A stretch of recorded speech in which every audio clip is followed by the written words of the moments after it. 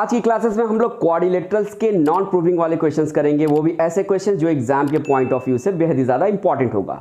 तो जैसा कि ऑलरेडी मैंने क्वेश्चंस ब्लैक बोर्ड पे लिख रखा है, क्वेश्चंस पढ़ता हूं, क्वेश्चन समझिएगा। इस side of a rhombus is 10 centimetre long and one of its diagonal measures 16 centimeter.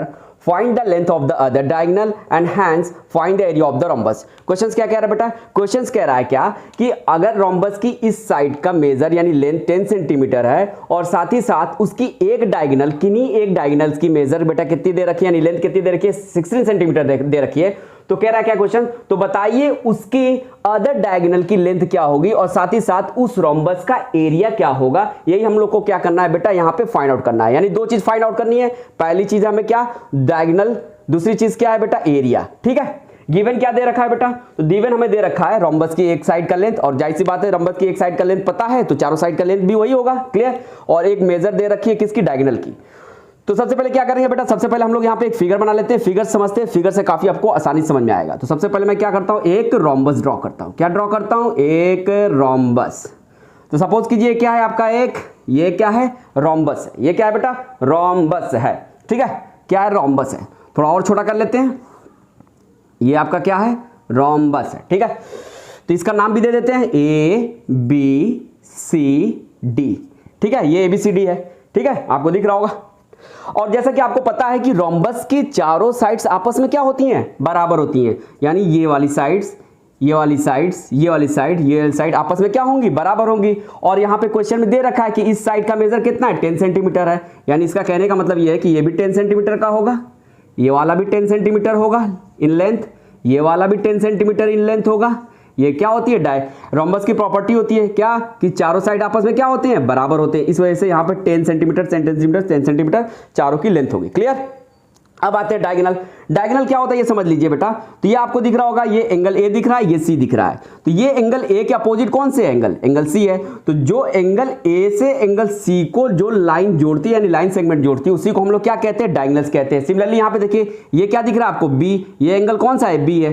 तो बी के अपोजिट एंगल कौन है, डी है। तो जब बी को डी से जो लाइन आपको क्या करती है, मीट कराती है, वही आपकी क्या कहलाती है, इस रोम्बस की डायगोनल कहलाती है। क्लियर बात समझ में आ गई। तो ये आपको पहली प्रॉपर्टीज है क्या, कि रोम्बस के चारों साइड्स आपस में क्या होते हैं, बराबर होते हैं। साथ ही साथ दूसरी प्रॉपर्टी समझ लीजिए कि रोम्बस क्या होता है, रोम्बस के डायगोनल्स जब भी आपस में बाइसेक्ट करते हैं तो जिस पॉइंट पे बाइसेक्ट करते हैं उस पॉइंट पे वो क्या करते हैं, राइट एंगल बनाते हैं। तो किस पॉइंट पे बाइसेक्ट कर रहे हैं ये दोनों डायगोनल्स, भाई एसी और बीडी क्या है, डायगोनल्स है। किस पॉइंट पे बाइसेक्ट कर रहे हैं, इस वाले पॉइंट पे। सपोज करो इसको ओ मान लेते हैं।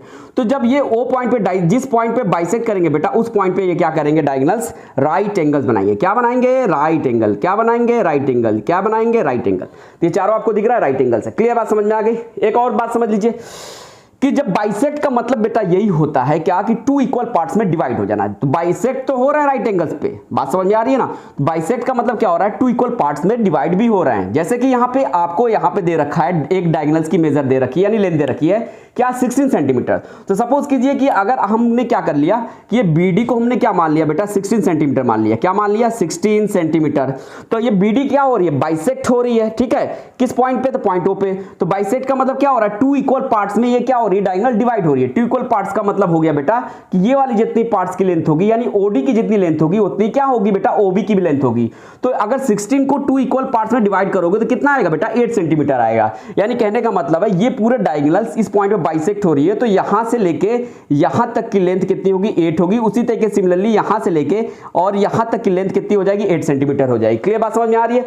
अब यहां पे देखिए बेटा ये तो हमारी क्या हो गई, बाइसेक्ट होने की वजह से ये जो पूरा पोर्शन था 16 सेंटीमीटर का ये टू इक्वल पार्ट्स में डिवाइड हो गया। यानी ओडी बराबर क्या हो गया, ओबी हो गया। ओडी बराबर क्या हो गया बेटा, ओबी हो गया। और ओडी बराबर ओबी कितना हो जाएगा बेटा, 8 सेंटीमीटर। क्लियर बात समझ में आ गई।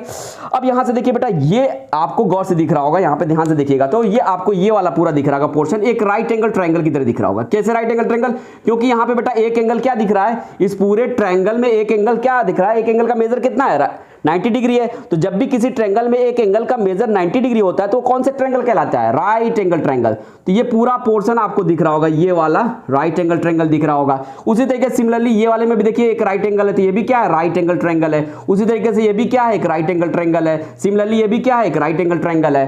ठीक है, तो जब ये राइट एंगल ट्रायंगल है, यानी इसका कहने का मतलब मेरा ये है कि जब भी डायगोनल्स बाइसेक्ट करते हैं, बाइसेक्ट करते हैं इस पॉइंट ओ पे, तो राइट एंगल्स बनाते हैं। साथ ही साथ ये जो ट्रायंगल भी बनता है, ये क्या होता है? राइट एंगल ट्रायंगल होता है। और चारों राइट एंगल ट्रायंगल का बेटा एरिया भी क्या होगा? सेम होगा, यानी इक्वल होगा। क्लियर बात समझ? जितना इसका एरिया होगा इस वाले राइट एंगल ट्रायंगल का, उतना ही इस वाले राइट एंगल ट्रायंगल का भी एरिया होगा। सिमिलरली उतना ही इस वाले राइट एंगल ट्रायंगल का एरिया होगा, और ये भी वाले ट्रायंगल का एरिया, राइट एंगल ट्रायंगल का एरिया उतना ही होगा। ठीक है, होप सो ये बातें समझ में आ रही होंगी आपको। अब यहां से देखिए बेटा, जब ये राइट एंगल ट्रायंगल है और उसमें देखिए बेटा, तो राइट एंगल ट्रायंगल है, तो जिसपे ये एंगल बनता है 90 डिग्री ये बन रहा है, उसको हम लोग क्या बोलते हैं? बेस बोलते हैं। तो ये जो 90 डिग्री का जो एंगल बन रहा है किस वाली लाइन पे बन रहा है? इस वाली लाइन पे। तो ये आपका क्या हो गया? बेस हो गया। और जिसके ऊपर जिससे बन रहा है और किस वाली लाइन की हेल्प से बन रहा है बेटा? इस वाली लाइन की हेल्प से बन रहा है। तो ये आपका क्या हो जाएगा? परपेंडिकुलर हो जाएगा। ये बेस हो गई, ये परपेंडिकुलर हो गई। तो ये ट्रायंगल में देखो, राइट एंगल ट्रायंगल में ये ऑटोमेटिक ये वाली क्या हो जाएगी? साइड हाइपोटेन्यूज हो जाएगी। ये क्या हो जाएगी? हाइपोटेन्यूज हो जाएगी।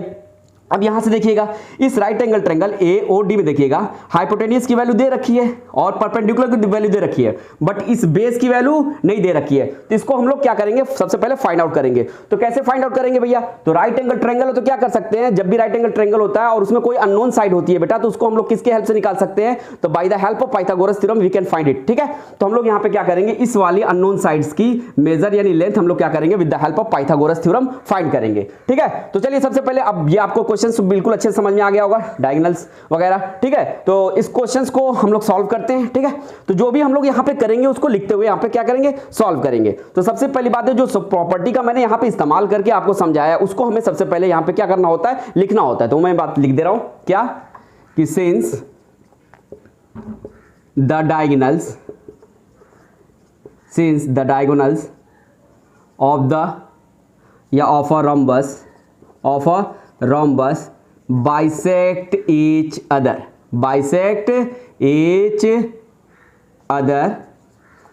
भैया, bisect each other at right angles। ये याद रखिएगा, ये थ्योरम है कि जब भी डायगोनल्स रंबस के बाइसेक्ट करेंगे, वो बाइसेक्ट कहां पे करते हैं बेटा? राइट एंगल पे करते हैं। वो भी किस पॉइंट पे? तो एट पॉइंट O। ये दिख रहा पॉइंट, ये पॉइंट को मैंने O मान रखा है। ठीक है, क्लियर?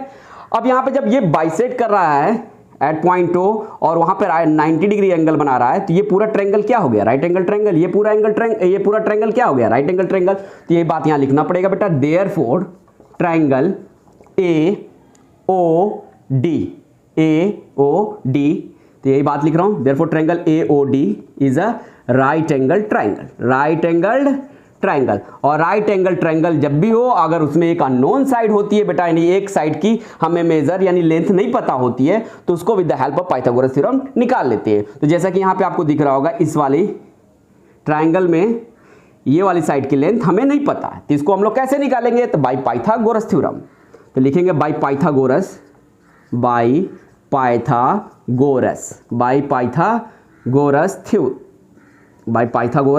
थ्योरम। पाइथागोरस थ्योरम क्या कहता है बेटा? तो कहता है क्या, कि परपेंडिकुलर का स्क्वायर प्लस बेस का स्क्वायर इक्वल्स टू हाइपोटेन्यूज का स्क्वायर। अब यहां पे देखिए, आपकी ये क्या थी? ये वाली क्या थी? हाइपोटेन्यूज थी, और इसकी वैल्यू दे रखी है। ये क्या था आपका? ये OD। ये क्या था? परपेंडिकुलर था। इसकी भी वैल्यू 8 सेंटीमीटर दे रखी है, बट इसकी वैल्यू नहीं दे रखी, यानी बेस की वैल्यू नहीं दे रखी। जिसकी वैल्यू नहीं दे रखी है उसको इसी साइड छोड़िए, यानी बेस को यहां रखेंगे। बेस का स्क्वायर इज इक्वल्स टू क्या हो जाएगा? ये परपेंडिकुलर इधर इस साइड ले जाएंगे हाइपोटेन्यूज की तरफ, तो हो जाएगा हाइपोटेन्यूज का स्क्वायर। ये इधर जाएगा तो क्या हो जाएगा? माइनस परपेंडिकुलर का स्क्वायर। क्लियर? होप सो कि यहां तक बात आपको समझ में आ गई होगी। ऊपर का क्वेश्चन इरेज कर रहा हूं, क्वेश्चन तो आप लोग समझ गए होंगे। अब यहां से देखिए क्या करना है, सिंपली कुछ नहीं करना है। यहां से पाइथागोरस की थ्योरम की हेल्प से हम लोग इस वाले अननोन साइड की वैल्यू फाइंड आउट कर लेंगे। तो बेस का स्क्वायर है, ये क्या था बेटा? बेस का स्क्वायर इक्वल्स टू हाइपोटेन्यूज का स्क्वायर माइनस परपेंडिकुलर का स्क्वायर। ठीक है, अब ये स्क्वायर है, ये इस साइड जाएगा तो किसमें बदल जाएगा बेटा? स्क्वायर रूट में। किसमें बदल जाएगा? स्क्वायर रूट में। तो यानी हो जाएगा अंडर रूट H का स्क्वायर माइनस P का स्क्वायर। क्लियर? यहाँ H मतलब हाइपोटेनस, P का मतलब परपेंडिकुलर। ठीक है, अब यहाँ पे देखिए बेटा, ये जो B है क्या? ये बेस, और ये बेस है क्या, ए ओ, ये पॉइंट क्या है, ओ है। तो यहां लिख दिया बी की जगह बेटा क्या लिख लेंगे, देयरफॉर AO। तो AO इक्वल्स टू क्या हो जाएगा बेटा, अब ये हाइपोटेनस ये वाली साइड थी, क्लियर। तो ये वाली साइड की वैल्यू है कितनी, 10 है। क्यों, क्योंकि ये चारों साइड्स क्या है, रंबस के हैं, और यहाँ पे रंबस के चारों साइड्स की वैल्यू यानी इस साइड्स की वैल्यू दे रखी थी, कितनी दे रखी थी, 10। तो एच की जगह हमने 10 रखा, स्क्वायर था तो स्क्वायर लगा दिया, माइनस था तो माइनस लगा लिया। अब परपेंडिकुलर देखो दिख रहा है, तो ये वाली लाइन क्या है आपकी, परपेंडिकुलर है, ठीक है। यहाँ पे परपेंडिकुलर क्या है, परपेंडिकुलर की वैल्यू क्या है, परपेंडिकुलर इक्वल टू OD है, OD की वैल्यू क्या है, 8 है। तो यहाँ पे लिख दिया परपेंडिकुलर की जगह 8, और 8 का पी का स्क्वायर था तो यहाँ पे हमने 8 का स्क्वायर कर लिया। अब यहाँ से क्या करेंगे, सिंपली देखिए 10 का स्क्वायर क्या होता है बेटा, 100 होता है। 10 का स्क्वायर 100 कर दिया, माइनस था माइनस कर लिया, 8 का स्क्वायर 64। अब 100 माइनस 64 आप करोगे बेटा, 100 माइनस 64 करोगे तो 36 आएगा, और 36 का स्क्वायर रूट कितना होता है बेटा, 6 होता है। तो यहां से हम लोगों ने क्या कर लिया बेटा, बी यानी बेस यानी इस वाले की वैल्यू हम लोगों ने क्या कर लिया, फाइंड आउट कर लिया। कितना आया बेटा, 6 सेंटीमीटर। कितना आया बेटा, 6 सेंटीमीटर। यानी यहां से यानी AO आ गया हमारा, यानी हम लोग को यहां पे क्या मिल गई, AO की वैल्यू मिल गई। AO बराबर कितना आ गया बेटा, 6 सेंटीमीटर आ गया।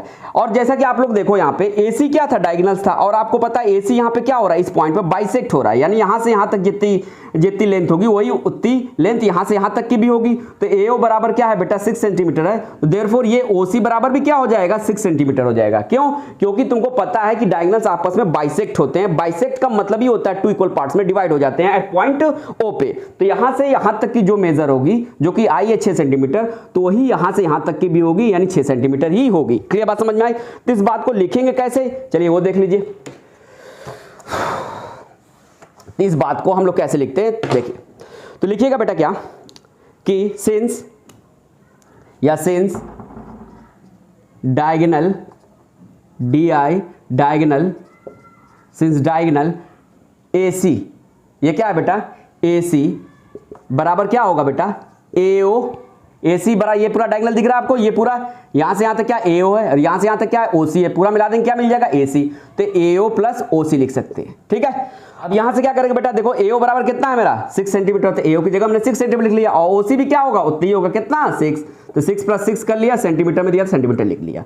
अब AO प्लस OC करेंगे तो बेटा कितना आ जाएगा, 6 प्लस 6 करोगे तो कितना आ जाएगा, 12 सेंटीमीटर आ जाएगा। यानी पूरी इस डायगोनल की बेटा मेजर यानी लेंथ आ गई। पहले वाली की दे रखा था, कितना दे रखा था, 16। हम लोग ने दूसरी वाली नहीं, सेकंड वाली की लेंथ निकाल लिया, कितनी निकल गई बेटा, 12 सेंटीमीटर निकल गई। कितनी निकल गई, 12 सेंटीमीटर निकल गई। तो पहली जो हमारी रिक्वायरमेंट्स थी क्वेश्चन में, जो क्वेश्चन पूछा था कि अदर डायगोनल फाइंड कीजिए, तो हम लोग ने अदर डायगोनल्स फाइंड आउट कर लिया है। अब क्या करना है बेटा, एरिया, इस पूरे रंबस का एरिया फाइंड आउट करना है। तो जैसा कि ऑलरेडी मैंने बता रखा है बेटा कि जब भी डायगोनल्स रंबस के आपस में बाइसेक्ट करते हैं, तो बाइसेक्ट करने के बाद वो क्या कर देते हैं बेटा, उस पूरे रंबस को 4 इक्वल राइट एंगल ट्रायंगल्स में डिवाइड कर देते हैं, ठीक है। यानी 4 इक्वल, यानी जितना इसका एरिया होगा उतना इसका एरिया होगा, उतना इसका एरिया होगा, उतना ही। तो एक का एरिया निकाल दो और 1 2 3 4 यानी 4 से मल्टीप्लाई कर दो, तो पूरे रंबस का एरिया आपको आ जाएगा, यानी मिल जाएगा। तो चलिए करते हैं। तो यहां तक होप्स हो कि आप लोगों ने नोट कर लिया होगा। अब सेकेंड केस पे चलते हैं, जो कि हमें क्या करना था बेटा, इस रंबस का एरिया निकालना था। तो निकाल लीजिए आराम से। तो लिखिएगा also area of a rhombus equals to हो जाएगा बेटा 1/4 इंटू 4 टाइम्स इक्वल इंटू, अब ये देखिए बेटा कितने, 4 टाइम्स इंटू, ये क्या है, ये एक ट्रायंगल है, वो भी कैसा ट्रायंगल है, राइट एंगल ट्रायंगल है। सिमिलरली ये भी कौन सा ट्रायंगल है, राइट एंगल ट्रायंगल है। तो राइट एंगल ट्रायंगल का एरिया निकालने का फॉर्मूला क्या होता है, 1/2 इंटू बेस इंटू हाइट यहां हमने लिख दिया इंटू हाइट, ठीक है। 4 टाइम्स क्यों किया है, क्योंकि 4 सेम एरिया के ट्रायंगल यहां पे बन रहे हैं, 1 2 3 4, इसलिए वजह मैंने 4 टाइम्स कर दिया, यानी 4 इंटू कर दिया। 4 इंटू अगेन किया, 1/2 था तो 1/2 लिख लिया। बेस की जगह यहाँ पे बेस की वैल्यू रखेंगे, यहाँ पे बेस की वैल्यू कितनी आई, यहाँ से यहाँ तक की वैल्यू कितनी थी, 6 सेंटीमीटर रख लिया। ये आपकी क्या थी, इस राइट एंगल ट्रायंगल की हाइट थी, हाइट की वैल्यू कितनी दी थी, 8। तो यहाँ पे मैंने क्या कर लिया, 8 रख लिया। क्लियर। अब ये देखिए 2 4 जा 8, ये 4 इंटू था, अब 4 6 जा 24, 4 जा कितना होता है बेटा, तो 4 4 जा 16, 4 2 जा 8 9, 96 सेंटीमीटर स्क्वायर एरिया होगा इस पूरे रंबस का, ठीक है। तो ये आपका क्या हो गया, क्वेश्चन सॉल्व हो गया। होप सो कि ये क्वेश्चंस भी आप लोग को अच्छे से समझ में आए होंगे। अब चलते हैं नेक्स्ट वेरी इंपॉर्टेंट क्वेश्चन की तरफ। तो ये है आपका नेक्स्ट एंड इंपॉर्टेंट क्वेश्चन पढ़ता हूं, समझिएगा। The length of the diagonals of a rhombus are 24 centimetre and 18 centimetre respectively, find the length of its side of the rhombus. Question क्या कह रहा है? क्वेश्चन कह रहा है कि जो लेंथ है डायगोनल्स के रोम्बस का वो 24 सेंटीमीटर है और 18 सेंटीमीटर है।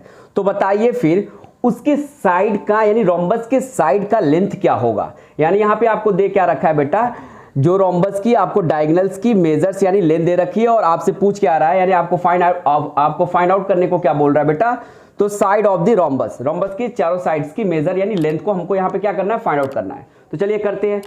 तो सबसे पहले हम लोग क्या करेंगे बेटा, एक रोम्बस बनाएंगे। क्या बनाएंगे? एक रोम्बस बनाएंगे। तो ये मैंने क्या किया, यहाँ पे एक रोम्बस बना लिया। क्या ये आपका रोम्बस है, ठीक। अब इसका नाम दे देते हैं कुछ, ABCD, ये रोम्बस है। तो जैसा कि आपको सभी को पता होगा रोम्बस की प्रॉपर्टीज होती है क्या, कि रोम्बस की चारों साइड्स आपस में बराबर होती है। रोम्बस की चारों साइड आपस में बराबर होती है, ठीक है, क्लियर। अब यहां पे बेटा दे क्या रखा है, डायगोनल्स दे रखा है। क्या दे रखा है? डायगोनल्स। तो यहां मैं लिख ले रहा हूं, diagonals of a rhombus are क्या है बेटा, 24 सेंटीमीटर एंड 18 सेंटीमीटर। तो चलिए यहाँ पे डायगोनल्स बना लेते हैं। ये बी है, बी के अपोजिट एंगल्स कौन है, डी है। तो बी से क्या कर लो, डी को एक ज्वाइन कर दो। तो ये आपकी क्या हो गई, पहली डायगोनल्स हो गई। अब इस डायगोनल्स की बेटा मेजर दे रखी है, आप कोई भी मेजर आप ले सकते हैं। चलिए इसको हम ले लेते हैं 18 सेंटीमीटर। क्या कितना ले लेते हैं, 18 से, यानी यहाँ से लेके यहाँ तक की लेंथ कितनी है आपकी, 18 सेंटीमीटर, क्लियर। अब सेकेंड डायगोनल्स बना लेते हैं। ए के अपोजिट एंगल कौन है, सी है। इसको क्या कर दो, इससे ए को सी से ज्वाइन कर दो। तो जो लाइन सेगमेंट इसको ज्वाइन करेगी बेटा, यही क्या होगी, इसकी डायगोनल होगी। यही क्या होगी, इसकी डायगोनल होगी। अब ये डायगोनल की मेजर कितनी दे रखी है बेटा, 24 सेंटीमीटर। तो यहाँ पे लिख लीजिए AC बराबर कितना लिखेंगे हम, 24 सेंटीमीटर। ये पूरा यहाँ तक 24 सेंटीमीटर, क्लियर हो गई बातें। अब आपको पता है बेटा कि ये दोनों डायगोनल्स रोम्बस के आपस में बाइसेक्ट होते हैं। तो जिस पॉइंट पे बाइसेक्ट होते हैं बेटा, उस पॉइंट पे क्या बनाते हैं बेटा, एंगल्स। वो भी कैसा एंगल, राइट एंगल। यानी हमेशा diagonals of rhombus bisect each other at right angles. और वो भी ये कौन से पॉइंट है भैया, अगर मान लो ये पॉइंट O है तो ये हाथ पे रखिएगा, याद रखिएगा कि diagonals of rhombus bisect each other at right angles eight point O, ठीक है। यहां पे बाइसेक्ट कर रहे हैं। अब बाइसेक्ट का मतलब ही क्या होता है बेटा, कि डायगोनल्स बाइसेक्ट का मतलब होता है क्या, 2 इक्वल पार्ट्स में बढ़ जाएंगे। तो अगर ये AC की वैल्यू बेटा 24 सेंटीमीटर है, तो इसका मतलब हो गया एट पॉइंट O पे क्या हो रहा है, ये 2 इक्वल पार्ट्स में डिवाइड हो जा रहा है। 2 इक्वल पार्ट्स बोले तो AO बराबर OC हो जाएगा। तो अगर AC बराबर 24 सेंटीमीटर है, तो 24 सेंटीमीटर को बेटा 2 इक्वल पार्ट्स में डिवाइड करोगे तो कितना आएगा बेटा, 12 आएगा। तो यानी देयरफॉर क्या हो जाएगा, AO बराबर हमारा कितना आ जाएगा, 12 सेंटीमीटर होगा। AO बराबर यहां से क्या ले सकते हैं, 12 सेंटीमीटर, क्लियर। उसी तरीके से सिमिलरली बेटा देखो, ये कितना 18 है और ये इस पॉइंट पर बाइसेक्ट हो रहा है, यानी इस पॉइंट से यहां तक, यानी OD बराबर क्या होगा, OB होगा। और चूंकि ये यहाँ पे डायगोनल्स की लेंथ यानी मेजर दे रखी है, BD बराबर 18, तो 18 का हाफ करेंगे तो कितना आएगा, जैसे हमने 24 का हाफ किया वैसे 18 का हाफ करोगे तो कितना आएगा, 9 आएगा। तो यहाँ पे देयरफॉर क्या हो जाएगा, OD बराबर कितना हो जाएगा हमारा, 9 सेंटीमीटर हो जाएगा। कितना हो जाएगा, 9 सेंटीमीटर, ठीक है, क्लियर। तो इस बात को हमें यहाँ पे लिखना भी पड़ेगा, तो लिख लेते हैं। क्या लिखेंगे कि सिंस ये थ्योरम है, ठीक है, तो ये होगा ही होगा, ठीक। ये थ्योरम क्या होता है आपका, प्रूफ होता है बेटा। आप चाहो तो घर पे भी इसे प्रूफ कर सकते हो, ठीक है। अभी बताता हूं आगे कैसे। Since diagonals of a rhombus, diagonals of a rhombus bisect का मतलब बार बार मैं बता रहा हूं, 2 इक्वल पार्ट्स में डिवाइड हो जाना। Bisect each other, 2 equal parts में क्या हो जाते हैं, डिवाइड हो जाते हैं। Bisect each other at right angles, कहां पे, तो राइट एंगल्स पे। राइट एंगल कहां है, यहां पे, यानी यहां से आप यहां तक की जो लेंथ होगी वही यहां से यहां तक की लेंथ होगी। उसी तरीके से यहां से यहां तक की जो लेंथ होगी वही यहां से यहां तक की लेंथ होगी। तो ये कौन सा पॉइंट है भैया, तो हमने इसका नाम दे दिया पॉइंट O। तो लिख दो एट पॉइंट O, हो गया। अब जब ये बाइसेक्ट कर रहा है बेटा इस पॉइंट पे, तो जिस पॉइंट पे बाइसेक्ट करता है क्या बनाता है, राइट एंगल। और ये आपको गौर से देखिए, यहाँ पे ध्यान से देखिए, तो ये आपको क्या दिख रहा है, पूरा एक ट्रायंगल दिख रहा है। उस ट्रायंगल के अंदर एक एंगल की मेजर क्या हो रही है, 90 डिग्री। तो देयरफॉर ये ट्रायंगल क्या हो गया, राइट एंगल ट्रायंगल हो गया। जब ये राइट एंगल ट्रायंगल हो गया और उसमें इसकी साइड, एक साइड यहाँ पे दे रखी है उसकी AO की वैल्यू हमें पता है 12 सेंटीमीटर। उसी तरीके OD बराबर 9 सेंटीमीटर है। और तीसरी वाली साइड्स जो है बेटा उसके बारे में हमें कुछ नहीं पता। तो आपको पता होगा जिस पे एंगल बनता है वो आपका क्या होता है, बेस होता है। तो ये AO क्या हो जाएगा, आपका बेस हो जाएगा। और जिसकी हेल्प से वो एंगल बनता है वो आपका ये क्या हो जाएगा, ये परपेंडिकुलर हो जाएगा। तो यहाँ पे ये वाला परपेंडिकुलर यानी OD आपका क्या हो जाएगा, परपेंडिकुलर हो जाएगा। जब ये बेस है, ये परपेंडिकुलर है, तो तीसरी साइड ऑटोमेटिक क्या हो जाएगी, हाइपोटेन्यूज, यानी ये वाली साइड क्या हो जाएगी, हाइपोटेन्यूज हो जाएगी। अब यहाँ पे इस राइट एंगल ट्रायंगल के अंदर देखिए, हमें बेस की वैल्यू पता है, परपेंडिकुलर की वैल्यू पता है, बट हाइपोटेन्यूज की वैल्यू नहीं पता है। तो कोई बात नहीं, क्या करेंगे, राइट एंगल ट्रायंगल, जब भी राइट एंगल ट्रायंगल बनता है तो उसके अंदर अगर कोई भी अननोन साइड होती है बेटा, तो उसको हम लोग easily with the help of Pythagoras theorem find out कर सकते हैं। तो यहाँ पे हम लोग क्या करेंगे, इस साइड की मेजर्स यानी लेंथ निकालने के लिए हम लोग पाइथागोरस थ्योरम का क्या करेंगे बेटा, इस्तेमाल करके उसकी साइड्स की लेंथ निकाल लेंगे। तो चलिए करते हैं। तो ये बात हमें यहाँ पे लिखना पड़ेगा क्या, कि by Pythagoras theorem, by Pythagoras theorem. Pythagoras theorem कहता है क्या है जनाब, कहता है क्या कि हाइपोटेन्यूज का स्क्वायर इक्वल्स टू परपेंडिकुलर का स्क्वायर प्लस बेस का स्क्वायर।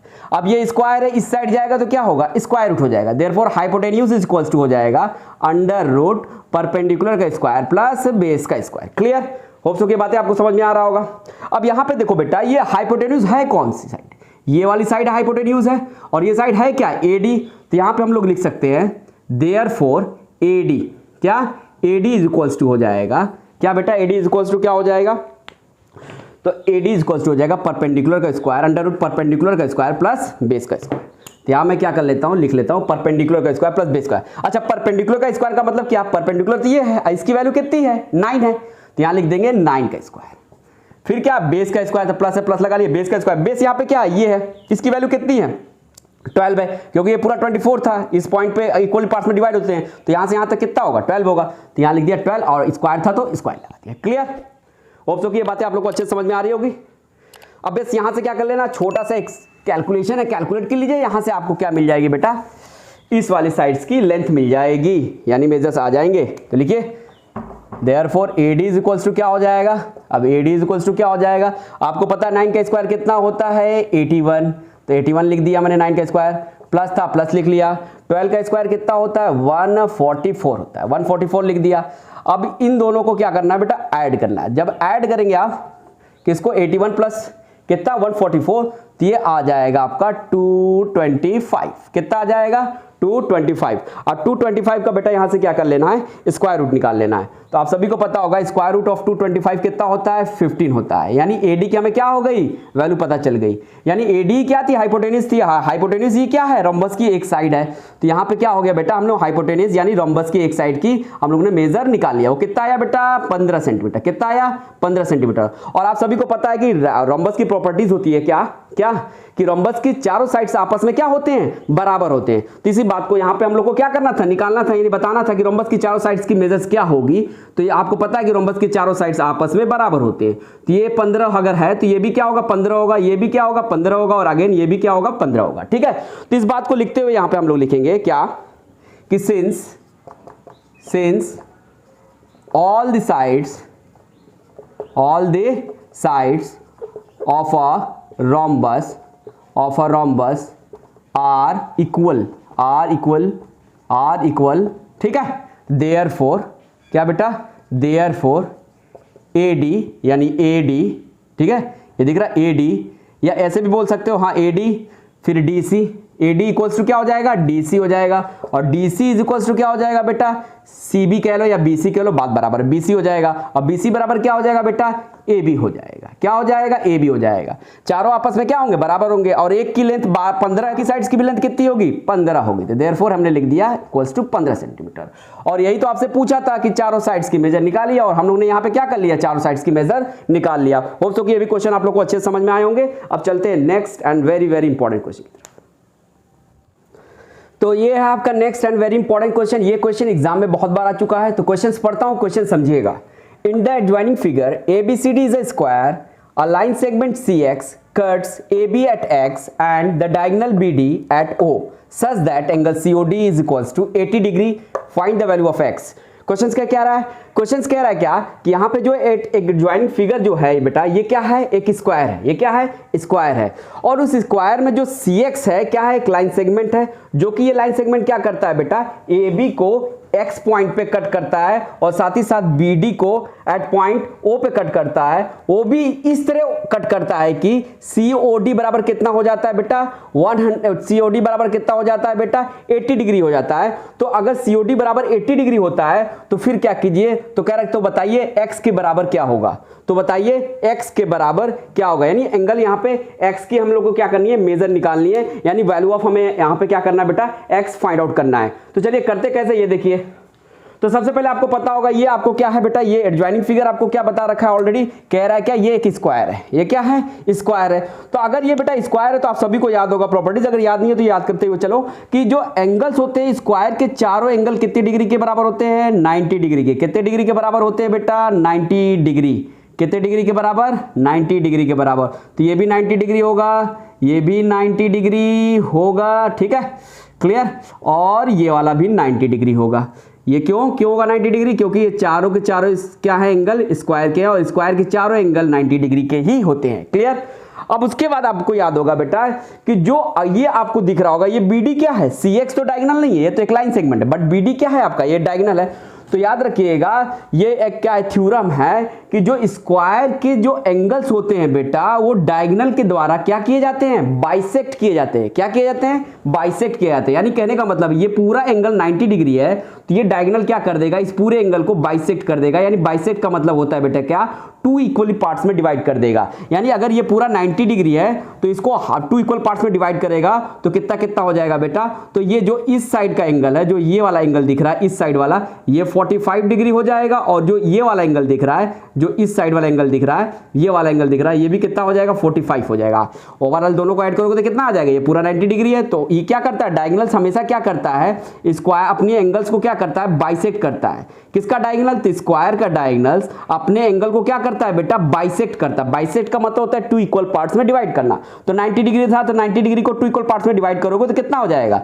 तो इस साइड वाला एंगल, जो ये वाला साइड का एंगल है, 45 डिग्री हो जाएगा। और जो ये वाला साइड का एंगल है, ये वाला एंगल है, ये कितने डिग्री का हो जाएगा? 45 डिग्री का हो जाएगा। क्लियर बात समझ में आ गई? तो इस बात को यहां पे हमको लिखते हुए चलना होगा, यानी लिखते हुए बताना होगा, यानी सॉल्व करना होगा। तो ये बात लिख लीजिए। यहां पे क्या लिखेंगे कि लिखोगे बेटा क्या कि सिंस each angles क्या? each angles of a square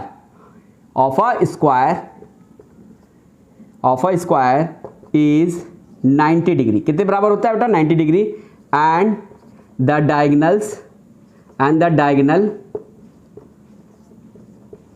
diagonals bisected. Diagonals क्या करता है बेटा? इस एंगल को 90 डिग्री को बाइसेक्ट कर देता है, ठीक है। बाइसेक्ट बोले तो 2 इक्वल पार्ट्स में डिवाइड कर देता है। तो 90 को 2 इक्वल पार्ट्स में डिवाइड करोगे तो बेटा कितना आएगा? 45 डिग्री आएगा। क्लियर? तो ये बात हमने यहाँ पे लिख भी दी और यहाँ पे ये फिगर ऑलरेडी आपको क्वेश्चन में दिया रहेगा। उस क्वेश्चन में हमने फिगर के माध्यम से यहाँ पे दिखा दिया कि ये 45 डिग्री होगा, इस साइड वाला एंगल 45 डिग्री होगा। तो ये जो इस साइड वाला जो ये एंगल दिख रहा है, सिर्फ यहां तक की बात कर रहा हूं, ये है ना, ये यहां तक की मैं बात कर रहा हूं। ये जो एंगल दिख रहा है बेटा, इसका कुछ नाम दे देते हैं। तो देखो OBX, यानी ये पूरा एंगल अगर हम दिखा दे आपको, ये वाला पूरा एंगल, तो ये वाला एंगल को हम क्या नाम दे सकते हैं? OBX। तो यहां लिख सकते हो बेटा देयरफॉर एंगल OBX बराबर कितना हो जाएगा? 45 डिग्री। कितना हो जाएगा? 45 डिग्री। इसके अलावा और भी देखिए, ये लाइन, ये डायगोनल और ये जो CX है, ये दोनों आपस में क्या हो रही है बेटा? आपस में यहाँ पे कट कर रही है, इंटरसेक्ट कर रही है। जब कट करती है दो आपस में लाइन, तो क्या होता है बेटा? वर्टिकल अपोजिट एंगल्स आपस में बराबर होते हैं, ठीक है। ये भी थ्योरम है, थ्योरम प्रूव्ड होता है, ये होंगे ही होंगे, ठीक। ये बात समझ में आ रही है? तो जब अगर ये 80 डिग्री है तो इसके वर्टिकल अपोजिट एंगल कौन सा एंगल होगा? ये वाला होगा। तो ये भी कितने डिग्री का हो जाएगा बेटा? 80 डिग्री का हो जाएगा। क्यों? क्योंकि ये वाली लाइन, जो लाइन सेगमेंट है CX और ये जो डायगोनल है BD, आपस में इस पॉइंट पे इंटरसेक्ट कर रहे हैं। जिस पॉइंट पे इंटरसेक्ट करते हैं उस पॉइंट पे बेटा क्या होता है? वर्टिकल अपोजिट एंगल आपस में क्या होता है? बराबर होता ही होता है। तो जब ये 80 डिग्री है तो ये भी क्या हो जाएगा? 80 डिग्री हो जाएगा। क्लियर? तो अब इस बात को भी यहां पे लिख दो क्या? ऑल्सो तो ये एंगल कौन सा दिया था बेटा, COD, देखो COD यानी COD यानी पूरा ये वाला एंगल, ये वाला एंगल के बराबर कितना दिया था 80 डिग्री। तो लिखोगे also angle COD equals to कितने के बराबर हो जाएगा बेटा, किस वाले एंगल के बराबर हो जाएगा, BOX यानी इस वाले एंगल के बराबर होगा BOX। तो लिख दो एंगल BOX और COD की वैल्यू है कितनी 80 डिग्री, तो BOX की भी वैल्यू कितनी हो जाएगी 80 डिग्री हो जाएगी। क्यों भैया, क्योंकि ये दोनों क्या कर रहे हैं, आपस में इंटरसेक्ट कर रहे हैं। तो इंटरसेक्ट करने पे क्या होता है, जिस पॉइंट पे इंटरसेक्ट करते हैं उसके वर्टिकल अपोजिट एंगल्स आपस में क्या होते हैं, बराबर होते हैं। तो यहाँ पे हमने क्या कर दिया, बराबर कर दिया और यहाँ पे लिख देना वर्टिकल अपोजिट एंगल्स।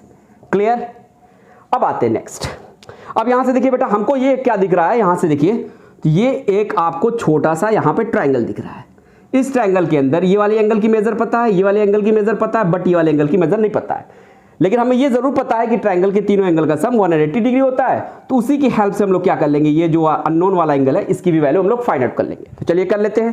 तो लिखोगे नाउ इन ट्रायंगल, इस पूरे ट्रायंगल का नाम दे दे बेटा, तो BOX, ये वाला BOX, ये पूरा ट्रायंगल। ठीक, तो लिखो now in triangle BOX, now in triangle BOX we have. ठीक है, क्लियर। अब यहां पे देखिए बेटा इस ट्रायंगल को हमने लिया BOX लिया, तो ये वाले एंगल की मेजर कितनी है 45 डिग्री है। तो यहां लिखेंगे 45 डिग्री प्लस ये वाले एंगल की मेजर कितनी है 80 डिग्री प्लस, अब तीनों एंगल का सम कितना होता है 180 डिग्री। लेकिन ये वाले एंगल की मेजर नहीं दी है, तो ये वाले एंगल की मेजर किस वाले एंगल की मेजर नहीं दी है, तो लिख लेना बेटा BXO यानी BXO की वैल्यू यहाँ पे हमको नहीं दी है। BXO नहीं लिख सकते तो ये भी लिख सकते हो बेटा OXB यानी ये वाली। तो यहाँ पे बेटा इस वाले की वैल्यू नहीं दी है तो इस वाले एंगल को OXB लिख लेते हैं। क्या लिख लिया OXB। अब बराबर कितना होगा, तीनों एंगल का सम 180 डिग्री के बराबर होता है, 180 डिग्री बराबर कर दिया मैंने यहाँ पे। ठीक है, अब सिंपली क्या कर लेना बेटा, यहां से हम लोग को OX की वैल्यू मिल जाएगी। तो चलिए यहां से OX की वैल्यू फाइंड आउट करते हैं, OX की वैल्यू। अब बेटा ये देखो 45 प्लस 80 करेंगे, क्या 45 प्लस 80 करेंगे तो कितना आ जाएगा 125, कितना आ जाएगा 125 डिग्री। ठीक है, क्लियर। प्लस क्या है एंगल OXB है, बराबर कितना है 180 डिग्री है। अब इधर ये प्लस में इस साइड जाएगा तो माइनस में होगा, तो लिखिएगा देयरफॉर एंगल OXB बराबर 180 डिग्री, इधर प्लस में इधर जाएगा माइनस में, तो लिखोगे माइनस 125 डिग्री। अब 180 में से 125 डिग्री माइनस करेंगे तो आपका कितना आ जाएगा बेटा, आपका कितना आ जाएगा 180 में से 125 माइनस करेंगे तो कितना आ जाएगा 55 डिग्री, कितना आ जाएगा 55 डिग्री। तो यहां से हम लोग ने क्या कर लिया बेटा, ये एंगल की भी वैल्यू निकाल लिया 55 डिग्री। क्लियर, क्लियर बात समझ में आ रही है। और आपको जैसा कि मैंने लाइन्स एंड एंगल्स में पढ़ा रखा है कि बेटा क्या ये आपको दिख रही है, क्या एक स्ट्रेट लाइन दिख रही है, इसी स्ट्रेट लाइन पे बेटा तो जो ये वाला एंगल है और ये वाला एंगल है आपस में दोनों एंगल क्या है एडजेसेंट है। एडजेसेंट एंगल का बेटा सम कितना होता है 180 डिग्री होता है, उसी को हम लोग क्या बोलते हैं लीनियर पेयर, उसी को क्या बोलते हैं लीनियर पेयर। तो जब दो एंगल आपस में लीनियर पेयर बना रहे होते हैं तो उनका सम कितना होता है 180 डिग्री के बराबर। कितने के बराबर 180 डिग्री के बराबर। तो यहां पे हम लोग क्या कर सकते हैं, और अच्छा हम लोग को निकालना क्या है एक्स की ही तो वैल्यू निकालनी है। तो जो ये 55 डिग्री और x डिग्री दोनों आपस में क्या बना रहे हैं लीनियर पेयर, यानी दोनों आपस में क्या है बेटा एडजेसेंट एंगल हैं। तो आप सभी को पता होगा लाइंस एंड एंगल्स में थ्योरम है कि एडजेसेंट एंगल का सम हमेशा कितने के बराबर होता है 180 डिग्री के बराबर ही होता है। ठीक है, तो इस बात को यहां पे करते हुए लिखते हुए x की वैल्यू हम लोग क्या कर लेंगे फाइंड आउट कर लेंगे। ठीक है, तो चलिए फाइंड आउट इसको भी कर लेते हैं। ये मैंने पूरा क्वेश्चन इरेज कर दिया। ठीक है, हम लोगों ने निकाला क्या था find the value of x। अब यहां से आसानी से आप लोग क्या कर सकते हो वैल्यू ऑफ x को फाइंड कर सकते हो। चलिए कर लेते हैं। तो यहां लिखिएगा ऑल्सो, क्या लिखेंगे also angle OXB, angle OXB plus angle OXA plus angle OXA बराबर कितना होगा 180 डिग्री। क्यों भैया, क्योंकि दोनों क्या हैं एडजेसेंट एंगल हैं और थ्योरम क्या कहता है कि दो एडजेसेंट एंगल का सम क्या होता है हमेशा 180 डिग्री के बराबर होता है। या ये भी कि लिख सकते हो एडजेसेंट एंगल की जगह आप लिख सकते हो कि दोनों क्या बना रहे हैं बेटा लीनियर पेयर। और लीनियर पेयर का मतलब ही क्या होता है, दोनों का सम कितने के बराबर हो जाए, 180 डिग्री के बराबर हो जाएगा। ठीक है, क्लियर। तो एडजेसेंट एंगल्स लिखो चाहे लीनियर पेयर लिखो, बात बराबर। ठीक है, तो यहां पे हमने क्या कर लिया बेटा, OXB plus angle OX equals to 180 degree कर लिया। अब एंगल OXB यानी इस वाले एंगल की तो वैल्यू पता है कितनी है, 55 डिग्री। तो OXB की जगह हम लोग रख दिया 55 डिग्री। और जो एंगल OXA है उसकी वैल्यू कितनी दे रखी है, तो in the form of x दे रखी है x डिग्री रख लिया। अब बराबर कितना करेंगे, 180 डिग्री कर दिया। अब बेटा ये क्या है, इधर में ये दोनों आपस में प्लस में, इधर जाएगा तो क्या होगा, माइनस में होगा। तो x डिग्री इक्वल्स टू क्या हो जाएगा, 180 डिग्री माइनस 55 डिग्री, कितना होगा, 55 डिग्री। अब यहां से बेटा क्या कर लो, 180 डिग्री में से 55 डिग्री क्या कर लेना, माइनस कर लेना सिंपली, उसके बाद आपका आंसर आ जाएगा। तो 180 डिग्री में से 155 डिग्री माइनस करोगे बेटा तो आएगा फाइनली कितना, 125 डिग्री। यानी x की वैल्यू कितनी आएगी बेटा, जो हमें फाइंड आउट करनी थी, वो होगी 125 डिग्री। तो ये आपका आ गया यहां से आंसर। होप सो कि ये क्वेश्चन भी आपको अच्छे समझ में आया होगा। एक बड़ी इंपॉर्टेंट बात यार, अगर आपको वास्तव में चाहते हो कि आपके दिमाग में हमेशा के लिए थ्योरम बैठ जाए या प्रॉपर्टीज याद रहे सारे टाइप्स के क्वाड्रिलेटरल्स की, तो सबसे बेहतर तरीका है कि आप बैठ के क्वेश्चंस लगाओ, टाइप्स के क्वेश्चंस करो। क्वेश्चंस करोगे तभी आपके दिमाग में थ्योरम या उसकी प्रॉपर्टीज जो डिफरेंट टाइप्स के क्वाड्रिलेटर तभी दिमाग में रिमेन करेगी। अदरवाइज आप जितना अपनी सेल्फ सेटिस्फेक्शन के लिए 2-2 घंटा 3-3 घंटा बैठ के सिर्फ थ्योरम पे दो, सिर्फ प्रॉपर्टीज पे दो, वो कुछ दिन तो याद रहेगी लेकिन बाद में चल के धीरे धीरे वो दिमाग से आपकी निकल जाएगी। सबसे बेस्ट तरीका है क्वेश्चंस बनाइए। वो क्वेश्चंस जब बनाएंगे, जब आप उस प्रॉपर्टीज और उस थ्योरम को अप्लाई करेंगे तो अपने आप ही आपके दिमाग में वो चीज बैठ जाएगी और फिर वो कभी नहीं भूलेगी। तो ये बड़ी इंपॉर्टेंट सी बात थी। चूंकि आप यहां पढ़ते हो तो मेरा काम है कि ऐसी कोई गलती मत करो जिससे तुम्हारे आने वाले फ्यूचर में प्रॉब्लम हो। मैं चाहता हूं कि इस वक्त तो करो साथ में स्मार्ट वर्क भी करो, यानी hard work plus smart work, तब जाके आपको सक्सेस मिलेगी। तो होप सो कि ये मेरी बातें समझ में आई होंगी। आज की क्लासेस बस यही तक के लिए, मिलते हैं नेक्स्ट क्लासेस में।